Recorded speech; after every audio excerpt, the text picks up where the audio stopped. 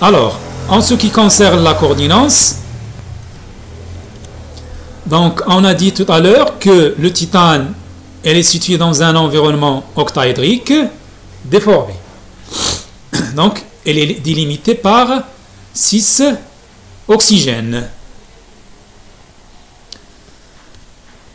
Donc, on a le schéma, on va essayer de visualiser les plus proches voisins du titane. Donc, je vais considérer le titane qui est situé au milieu de la maille, au centre de la maille.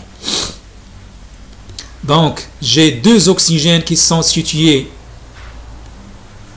sur la face d'en haut. Elles sont loin du titane de la même distance. Donc, voilà la distance D1. Et c'est la même distance D1. Les 2 oxygènes qui sont situés sur la face d'en bas, elles sont à la même distance D1 par rapport au titane. Donc la même distance D1 par rapport au titane. Donc voilà, au total maintenant j'ai 4 qui sont situés à une distance égale D1 par rapport au titane. Alors, les 2 autres, ça serait cet oxygène-là et cet oxygène-là. Elles sont loin du titane d'une distance D2. Mais elle est égale pour les 2 oxygènes des 2 côtés. Donc voilà D2 et voilà D2. Donc au total, je vais avoir 4 oxygènes à une distance D1 et 2 oxygènes à une distance D2. C'est pour cela qu'on a parlé d'un octaèdre déformé pour la coordinance. Alors, en ce qui concerne l'oxygène, elle est entourée de 3 cations Ti. Donc, si je considère la diagonale de la maille qui passe par là, hop, il vient vers cette titane et je reprends le premier. Alors, je vais avoir un rectangle. Dans cet rectangle, elle est située l'oxygène. Et le centre du rectangle, elle contient le titane. Et les sommets du rectangle, il y aura le titane aussi dans les 4 sommets. Si je raisonne sur cet oxygène-là, elle va avoir comme proche voisin ce titane qui est au centre, ici. Et le titane qui est situé au sommet et l'autre titane qui est situé au sommet. Donc, 3 au total. Je peux faire le même raisonnement si je considère ce titane, par exemple. Elle est située à une distance par rapport... donc, si je raisonne sur cet oxygène, elle est située à une distance donnée par rapport à ce titane et elle est située à une distance par rapport au titane de ce sommet et la même distance par rapport au titane de ce sommet. Et au global, je vais avoir 3 proches voisins qui sont situés sur le même plan que l'oxygène. Donc les 4, ils sont situés sur le même plan. Donc ils forment un triangle et l'oxygène, il est situé au centre. Donc si je raisonne sur les HKL, donc le rectangle sur lequel j'ai fait le raisonnement qui contient le titane, l'oxygène et les 3 titanes, donc il sera situé sur le plan avec les HKL 1, 1, 0.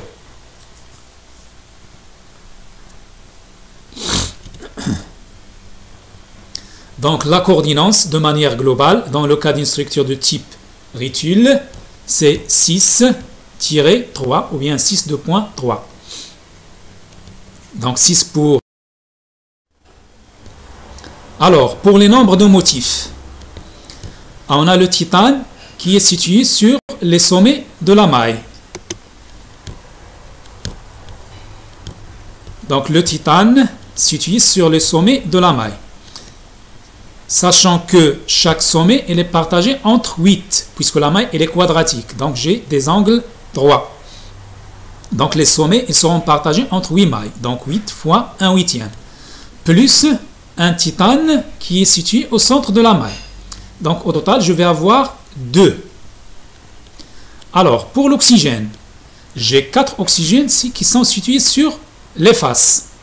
Sachant que chaque face elle est partagé entre 2 mailles. Donc je multiplie 4 fois 1,5. Et j'ai 2 oxygènes qui sont à l'intérieur de la maille. Donc au total, je vais avoir 4. Donc pour une maille, je vais avoir 2 titanes et 4 oxygènes. Donc je me permets d'écrire. Donc je vais avoir TI2O4.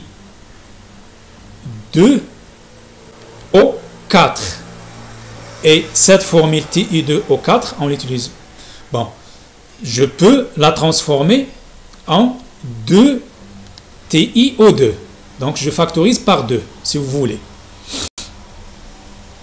Donc je vais avoir 2 motifs, et le motif, ça serait TiO2 par maille.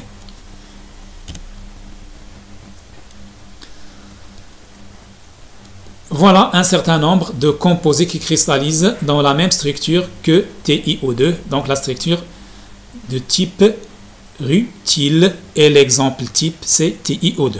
Alors, quelques composés, donc les fluorures MF2, avec M, ça peut être égal à Mg, Cr, Mn, fer, le cobalt, le nickel, cuivre ou bien le zinc. Les oxydes tétravalents, donc le MO2, avec M, ça peut être le germanium, le SN, le titane, le vanadium, et ainsi de suite. Donc, une remarque pour les conditions géométriques de stabilité de cette structure rutile. Puisque le cation elle est située dans un environnement octaédrique, on va pas faire la démonstration, mais on va considérer que la structure est la même que celle de la structure NaCl. Donc, ils vont avoir les mêmes. Donc, une remarque avant de terminer ce chapitre. Donc, dans le cas où on a un composé AX, BY. Donc, il existe une relation fondamentale entre les coordinances des deux ions.